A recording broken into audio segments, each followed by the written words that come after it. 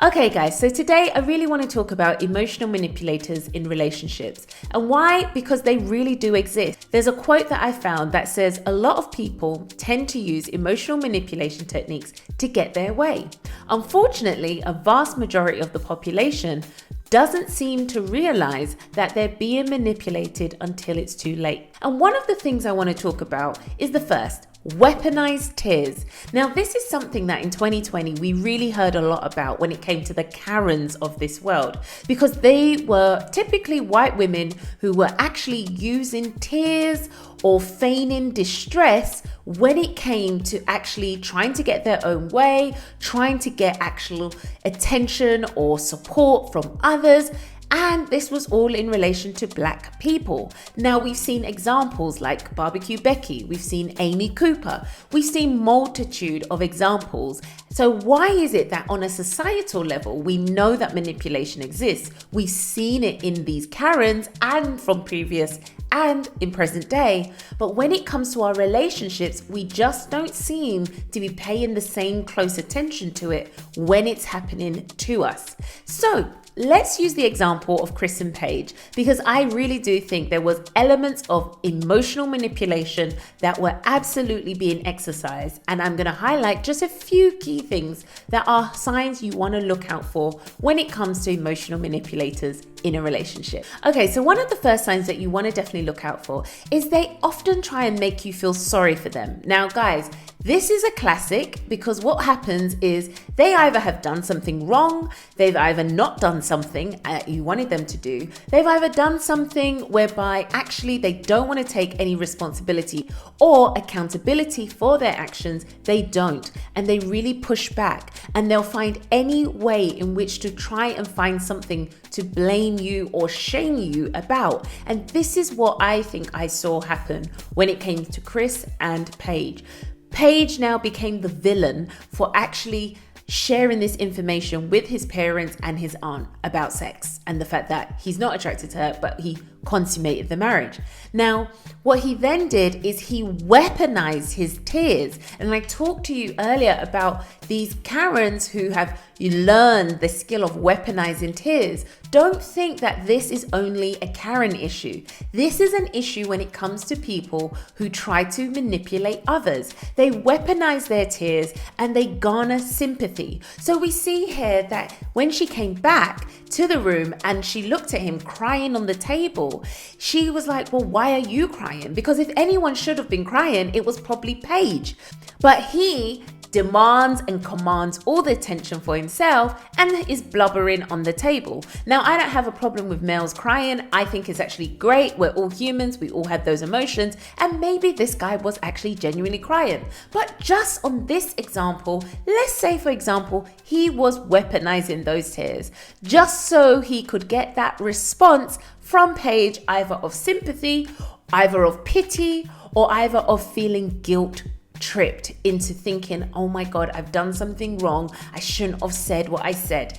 So I just want to point out these simple techniques. Now, one of them can be that they really make you feel guilty for when they are actually in the wrong, but they switch the blame. They actually make you feel guilty and have you questioning yourself, like, oh, should I have said that? Or maybe I was too harsh, or maybe I shouldn't have shouted at them. That they actually make you question your motives, your actions, when you are actually the victim, but they now make it about themselves. Now, this, guys, can sometimes link into things like gaslighting. And I've done a video on my channel all about gaslighting that you can check out here.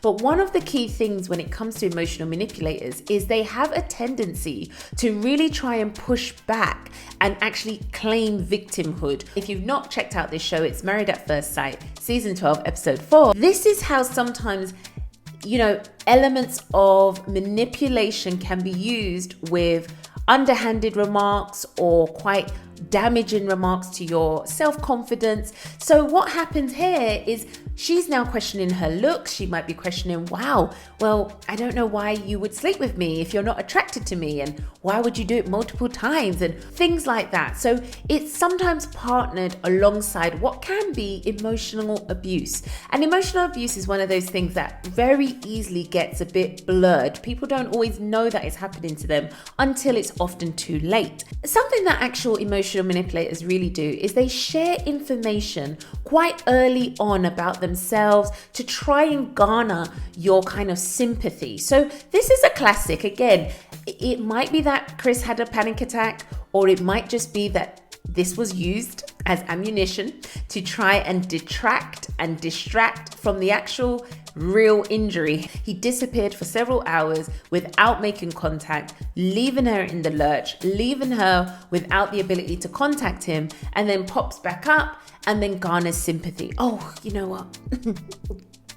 I was having a panic attack. It is absolutely something that you need to pay attention to when it comes to relationships. And I really do recommend people focusing on the power and control wheel, because that is something that I think most people aren't always aware of, but you might want to go and have a look at that wheel and just see if there are any elements in your relationship that even near correlate to what that wheel is talking about. Now, one of the things that people do, another sign, is they minimize your experience of them actually doing wrong to you. And Chris did this perfectly. She was trying to actually explain herself that actually you disrespected me by choosing to sleep with me when you knew fully well you were not attracted to me.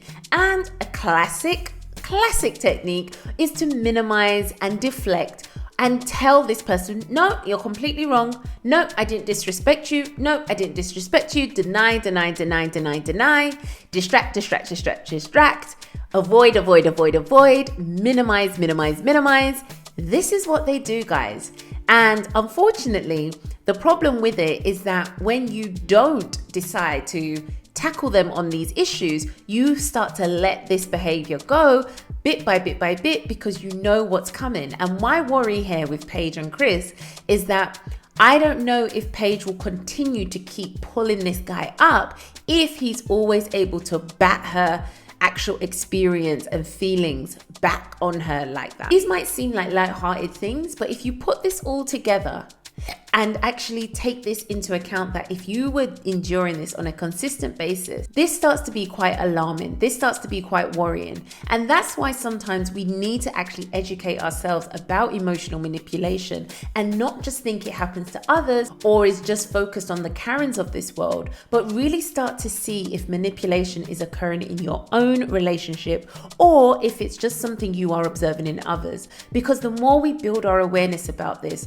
the more we can actually make decisions whether we stay in situations like this or whether we decide to opt out. One of the things I just want to point out is emotional manipulators in relationships. They tend to just be people who like power. They want to be in control and they want to wield the power over others. When we start to see potential signs of emotional manipulation, we need to understand that the type of woman or the type of male that these people tend to gravitate towards is the person who often tends to be quite over trusting, or they're quite insecure sometimes, or they can actually be people who are very sensitive and very empathetic.